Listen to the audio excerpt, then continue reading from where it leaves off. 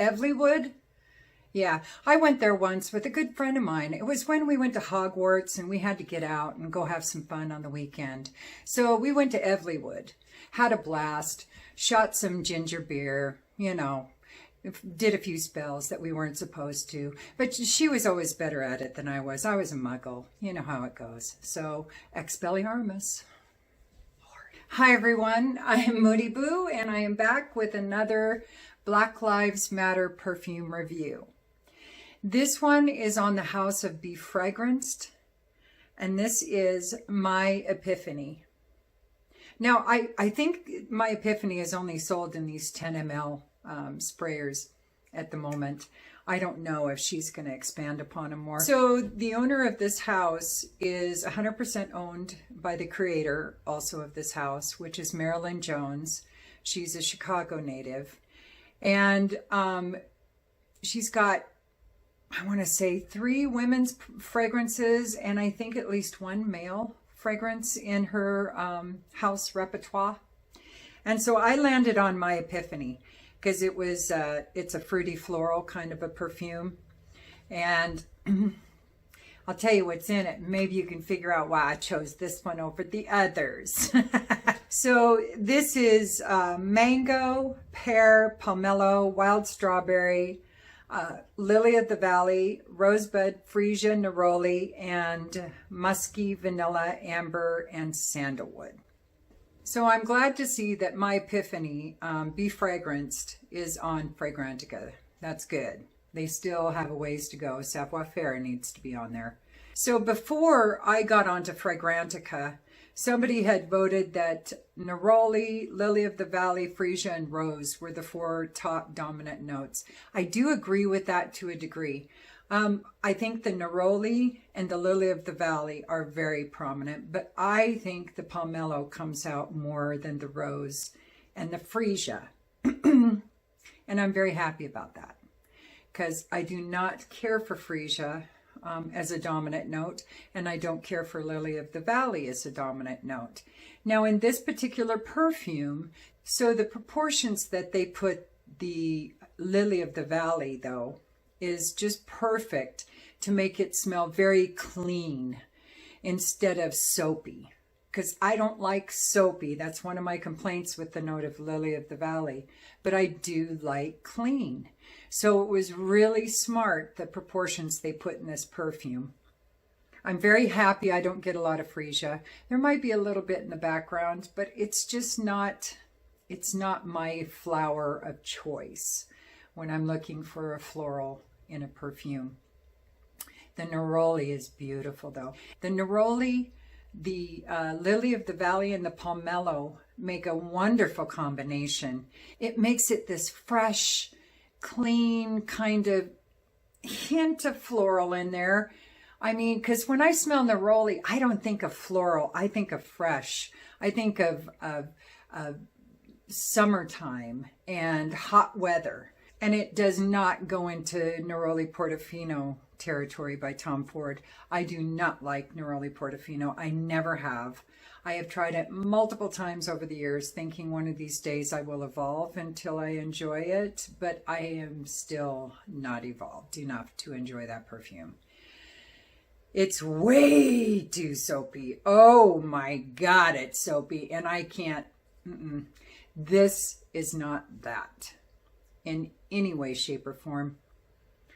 Neroli Portofino is in your face. This is subtle. Like I said, it's fresh and clean, has a hint of sweet, a hint of tart. And there is not a big trajectory from the top notes to the dry down. There's just, it gets a little less tart and clean smelling and a little more fruity floral smelling without going any sweeter.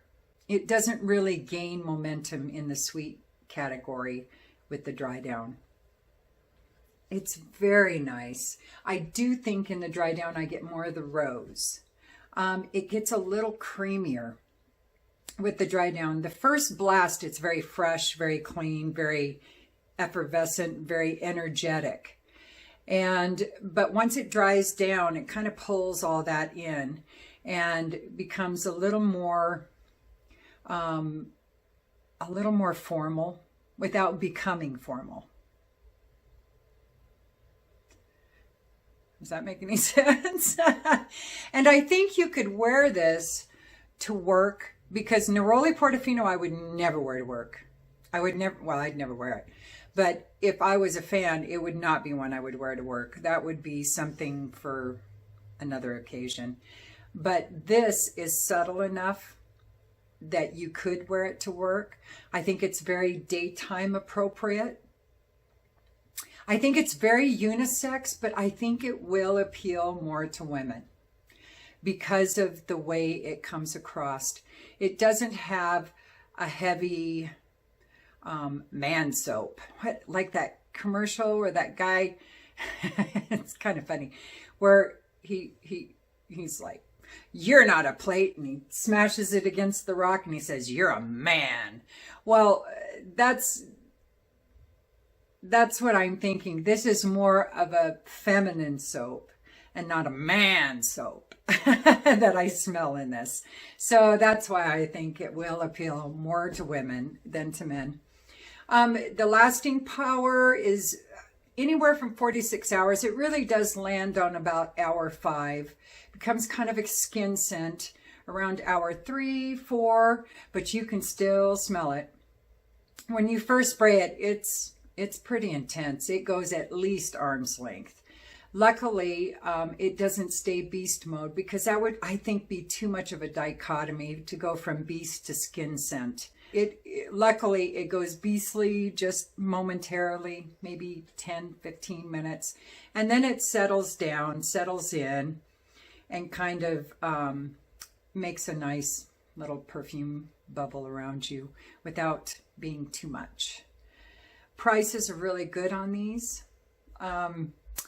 Yeah, she knows what she's doing. This is a very appealing. I think this is a perfume that's going to appeal more to people who don't do niche as much as I do.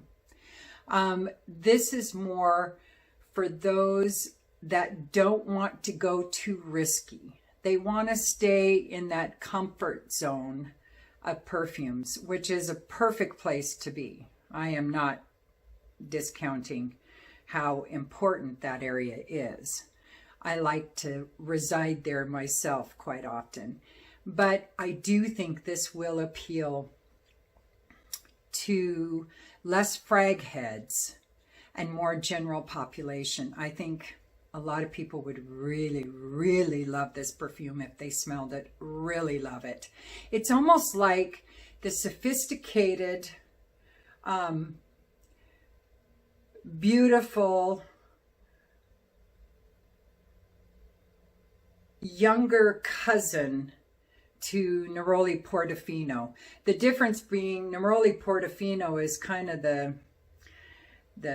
uncle that drinks too much and smokes too much, and so he wears way too much cologne and uses way too much soap and antiperspirant, as opposed to this, which is, like I said, the younger, more sophisticated cousin who is less in your face. She's the kind that would hang out with a few close friends, maybe have a cocktail with them behind closed doors, not for everybody to know that she has a sip from time to time, as opposed to Neroli Portofino, the sloppy drunk uncle, which goes out drinking until they're blackout drunk, smoking cigars in the bar even though no smoking is allowed, gets kicked out, takes a whiz in the bushes, and then passes out in the car because somebody took their keys.